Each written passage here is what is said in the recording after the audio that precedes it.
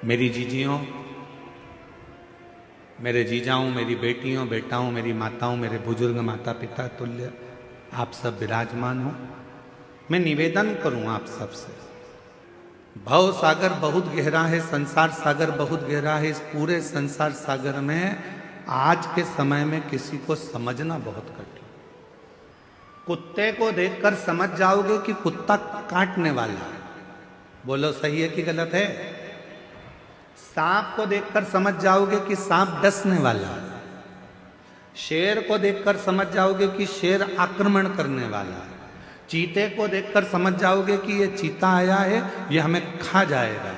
हाथी को देखकर समझ जाओगे कि हाथी के पांव बड़े हैं, ये हमें दबा देगा। बिच्छू को देखकर समझ जाओगे कि ये डंक मार देगा। पर इंसान को कैसे पहचानोगे कि ये अपन को कब निपटा देगा? बिच्छू को पहचानना सरल है, सांप को पहचानना सरल है,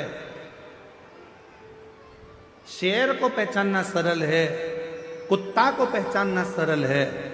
पर इस कलिकाल में, इस संसार सागर में, आज के समय में मनुष्य को पहचानना बहुत कठिन, बहुत कठिन। और देखो, कुत्ता को रोज अगर अपन रोटी देंगे ना, तो कुत्ता भी दो महिला के पास में बैठ जाएगा, काटेगा नहीं। रोज रोज रोटी दो कुत्ता को तो वो कुत्ता भी नहीं काटता।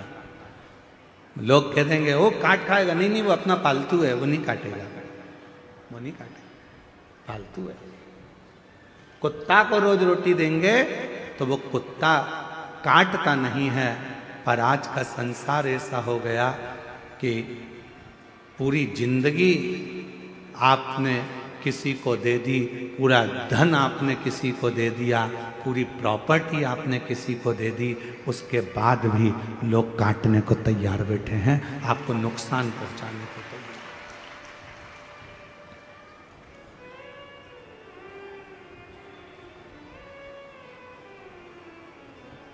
रे सो कोई नहीं रे, कोई नहीं रे, हीरा को परखयो राम, कोई नहीं रे। इस संसार सागर में परखने वाला नहीं मिल सकता। महाराज बड़ा ध्यान देना पड़ेगा। आप कुत्ते को पहचान सकते हो कि यह काटने वाला है, बिच्छू को पहचान लोगे काटने वाला है, सांप को पहचान लोगे काटने वाला है, पर मनुष्य को नहीं पहचान सकते, मानव को नहीं। कब, कहाँ, कैसे, किस जगह पर नुकसान देगा ये आपको मालूम नहीं पड़ेगा। कब आपको तकलीफ देगा मालूम नहीं पड़ेगा। कब आपको कष्ट देगा मालूम नहीं पड़ेगा। तो क्या करें इस संसार सागर में? दुनिया मौके का फायदा उठाने के लिए बैठी है। मेरी जीजियों, आप सब मोबाइल चलाते हो, जितने बैठे हो ना सब मोबाइल चलाते हो। किसी की तारीफ हो रही होगी ना सोशल मीडिया पर, तो कोई उस पर कमेंट्स नहीं करेगा, कोई उस रील को आगे नहीं बढ़ाएगा। पर उसी सोशल मीडिया पर अगर किसी की एक बार किसी प्रसिद्ध व्यक्ति की बुराई चालू हो जाए तो फिर तो रील ऐसी वायरल होती है कि पूरी दुनिया में फैल जाती है। मतलब इस रील से आपको सीखना पड़ेगा कि दुनिया आपकी तारीफ सुनने के लिए नहीं बैठी है, दुनिया आपकी बुराई सुनने के लिए तत्पर बैठी है कि कुछ करे। और हम कोई नहीं चाहता कि आप अच्छा काम करो, कोई नहीं चाहता कि आप किसी भी तरह से कोई श्रेष्ठ कर्म करें।